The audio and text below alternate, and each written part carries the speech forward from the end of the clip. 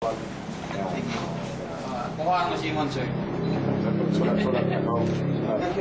Ikaw mag-distribute kayo. IB. Dua lang nila. Jom, kami Jom. Yan, ito. Distribution. Okay. Huwag mo akong kuna na. Kamay lang. Kuhaan mo ito gagawin. Kailangan na yung bag. Ikaw ang bag mo. History Malaya sa history hata mabernalin. Apa na lang. From Kambug. Oh, mga resident.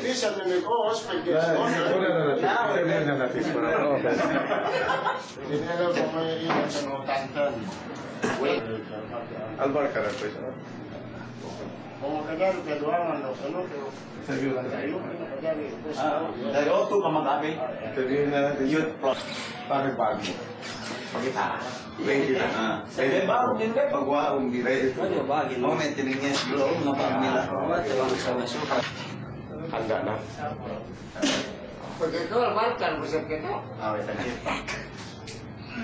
Interview na yung Vice Mayor. Iya, Vice Mayor, interview. Para Abu Hamza. So bakit ka sasama sa Kasi matagal na po gusto namin ibahagi sa sambayanan. Matagal na po inaasam-asam namin ang kapayapaan sa Basilan, especially sa lugar namin po sa Albarca.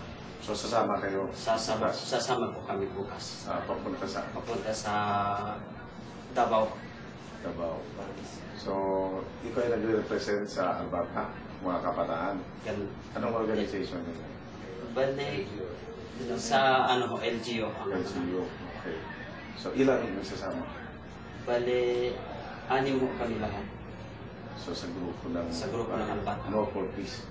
No for War. No for War. No for War. Yes. So, anong inaasahan mo doon? Anong inaasahan mo? Ulin, pan mo yan? Bale, nasa namin doon na ibahagi namin o may pahayag namin ang ninanais namin sa Albarca. Yun ang kapayapaan. Kasi ang lugar namin, bale, lagi po naririnig sa buong Pilipinas, ang pinakagulo po ay nagsisimula sa Albarca. Pero hindi naman ganun ho. Ang taga-Albarca ho, gusto namin talagang kapayapaan. Pero kung minsan doon bibabagsak ang kaguluhan, hindi namin nais. So anong gusto niyo mangyari? Hindi pagkera at hindi magkaroon ng kwento? Yun ang gusto namin. Hindi talaga nais namin na gulo ang lugar namin, lalong-lalo na ang apektado doon ng mga inosenteng sibilyan. So, nais namin talaga magkaroon ng kapayapaan. Kung mabigyan ka ng chance na magkita at saka ang presidente, anong sasabihin mo?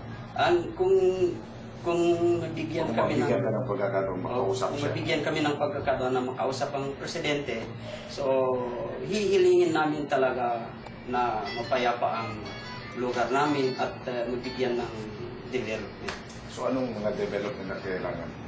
Unang-una, ang karsada namin, hindi pwede makakapasok doon ng mga sasakyan namin. Sira pa hanggang ngayon. Maraming mga development na nais namin. Tubig. Kulang din. Ano pa? Yung mga ilaw. Gano'n.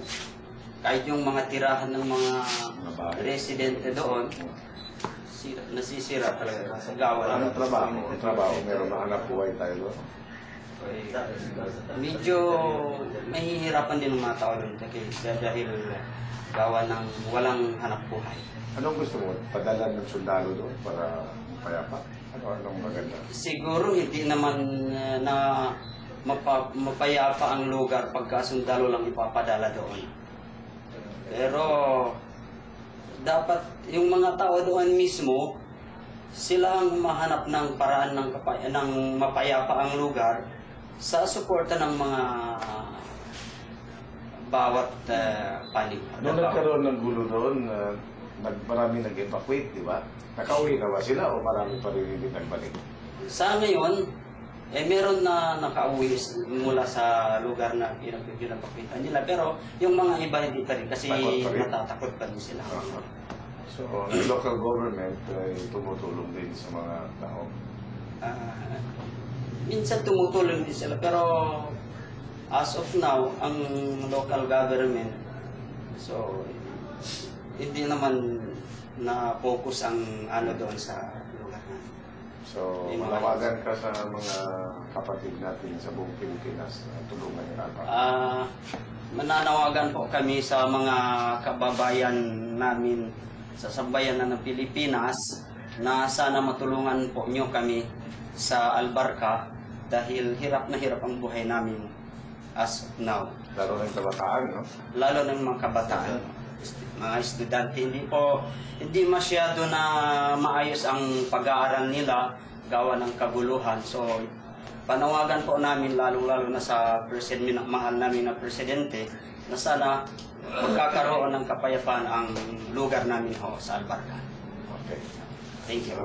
Salamat. Siyempre, ikaw. Tinagaw mo kaya? Complementary sa sinabi ng kasama mo sa youth sector.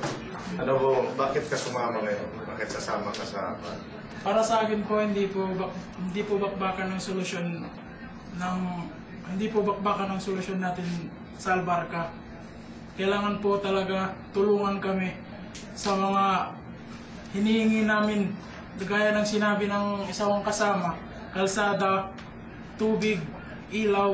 Kailangan talaga yun, at saka pagkain po. Hindi po talaga bakbakan ang solusyon para makamit natin ang kapayapaan doon sa Albarca. Tsaka mga kasama namin po, mga kabataan, mga mag-aaral, marami na rin pong naapektuhan kasi lagi na pong ginugulo ang Albarca. Hindi po magulo ang Albarca kung hindi po ginugulo. So may mga MILF doon. Anong gusto mo na pagpatuloy yung peace process? Pagpatuloy yung negotiation? Kasi may mga MILF tayo doon sa Albarca. Opo.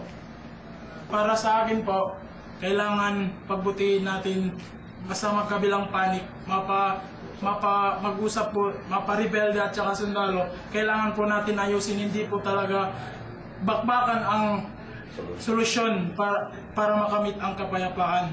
Kailangan talaga mag-usap po tayo ng peace process po. Yun po para sa akin. Okay. Salamat. Sana matupad. Ano ba kung sunod? Okay.